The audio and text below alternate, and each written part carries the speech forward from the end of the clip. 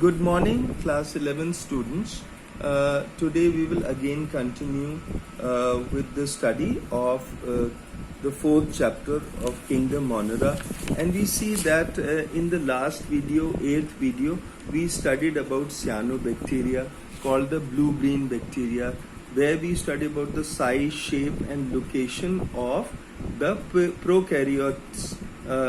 prokaryotic cells of cyanobacteria. Then we also saw the characteristics of cyanobacteria, similarities between cyanobacteria and bacteria. We studied about the differences between bacteria, other bacteria and cyanobacteria. We studied, children, also about the vegetative structures of cyanobacteria and the structural characteristics like spirulina, like nostoc and oscillatoria. We also saw the various kind of cells which are present in these cyanobacterian organisms, microorganisms that we saw here. And we see that now today we will study about the cell structure. In the cell structure we see that this cell structure, it exhibits or it shows that there is no membrane bound organelles. There is no membranes in the cell structure. No membrane bound organelles are there inside the cell. Then we see that only various vesicles are present and inclusions are present inside the cytoplasm. And this cytoplasm is surrounded by a plasma membrane. We see here that the cytoplasm is surrounded by plasma membrane. We see here. Then we also see that plasma membrane is covered by a firm cell wall. This plasma membrane, as you can see, is covered by a firm cell wall and a mucilage sheath. Here you can see this is the mucilage sheath above the firm cell wall. And then we see that the mucilage sheath and cell wall, if we study them in little depth, we see that mucilaginous sheath is a constant feature of cyanobacteria.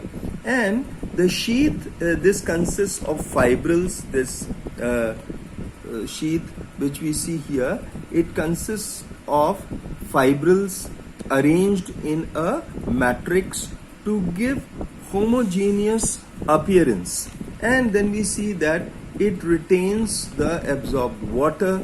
This tough sheath, it retains the absorbed water, which comes in useful during dry or desiccated periods. So this was something about the mucilaginous sheath.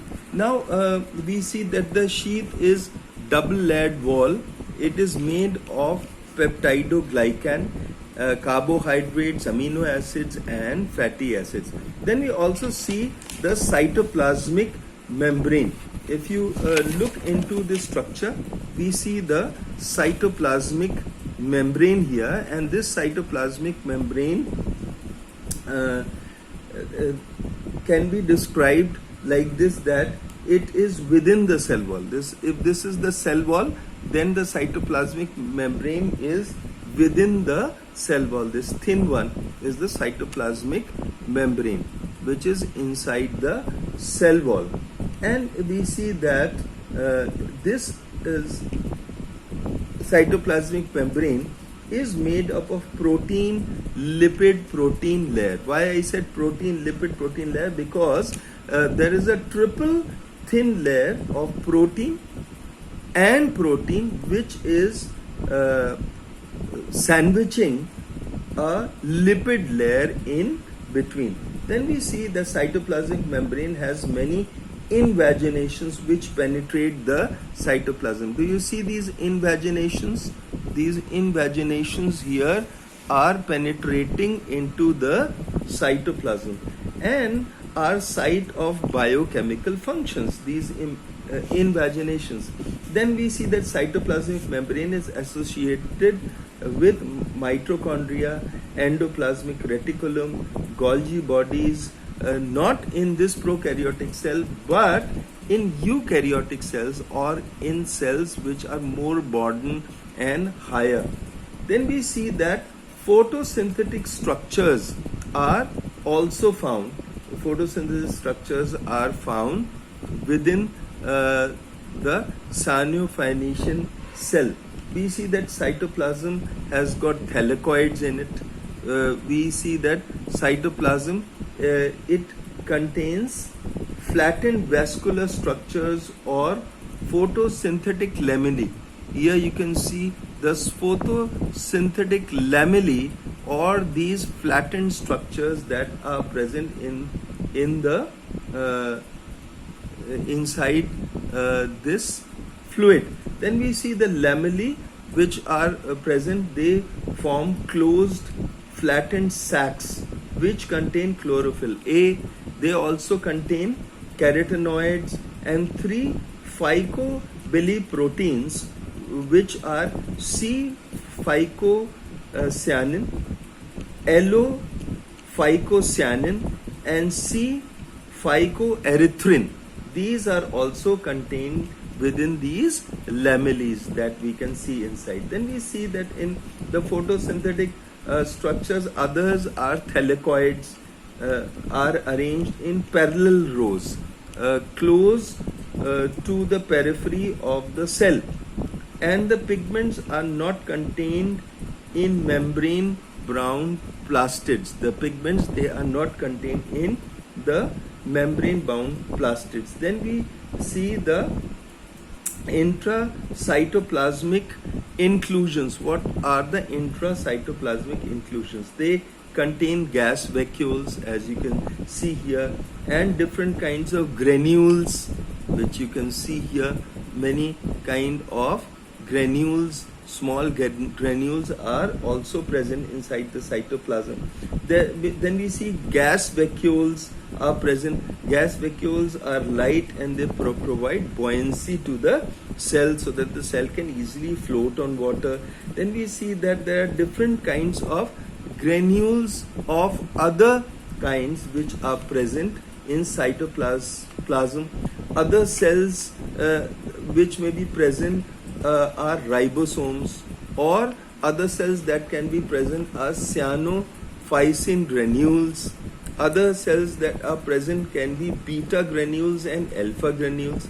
We see that the functions of all these granules that I mentioned are not very clearly understood by the scientists, but they may be concerned with protein synthesis. Like ribosomes are bodies that are concerned with protein synthesis, and we have reserve food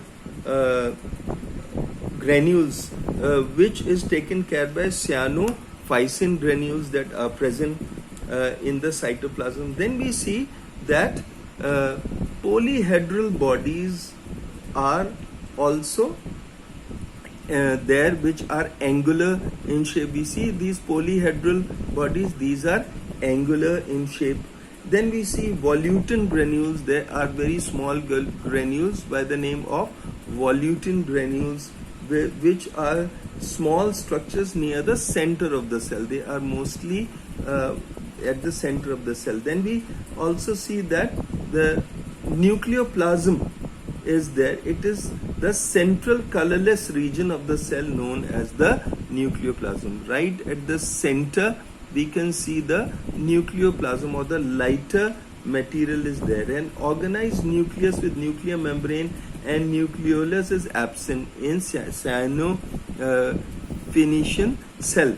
But we see that the genetic material, it consists of DNA fibrils here in center of the cell, and as DNA is associated with histones, which is a nucleic material, no organized chromosome is present in the center.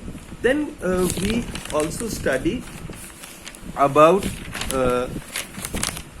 the reproduction of the cyanobacterian cell. In reproduction, we see that this takes place by vegetative and asexual methods. sex organs, gametes, flagellated zoospores are absent. In some cyanobacteria like Anabaena, the genetic recombination is reported. And so this points towards variation through sexual combination. Then we see vegetative reproduction takes place by cell division and fragmentation in cyanobacteria. Then children, we also see that the asexual reproduction takes place by bodies which are called aconites, endospores and heterocysts. These also help in asexual reproduction. Let us see at some of the points of economic importance of cyanobacteria. Like cyanobacteria are economically so important that one of it called spirulina. This is a rich source of protein which is used as food, and this is reared in tanks. Then we see another cyanobacteria. It's important component of traditional food in Africa. Another cyanobacteria, Nostoc commune. This is eaten as food in China and in Java Island. Then we see cyanobacteria called Synchrococcus. They are used as food in space flights. When astronauts go into space, then they use this as food. And also in nuclear submarines under the deep sea. This Synchrococcus cyanobacteria is used as food. Then we see Nostoc is another cyanobacteria which is used as nitrogen fixing agent in rice fields, so as to increase the nitrogen in rice fields and make the rice rich in nitrogen. Some cyanobacteria we see release toxins also, and these toxins are harmful to aquatic fauna, and they can kill the aquatic animals. So cyanobacteria are detrimental or harmful because they release toxins also. Then we come to viruses. Let us look at some of the aspects or characteristics of viruses. Louis Pasteur, he gave the name virus, which means venom or poisonous fluid.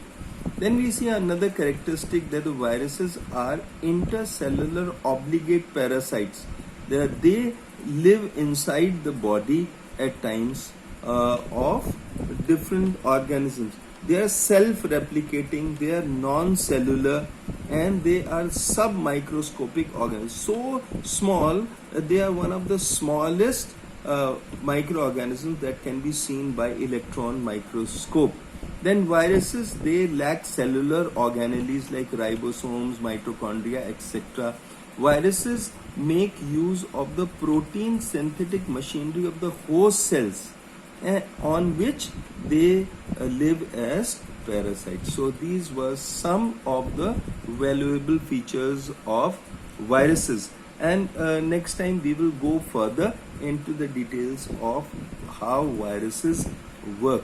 So children, we would complete this video here itself. Have a good day. Thank you.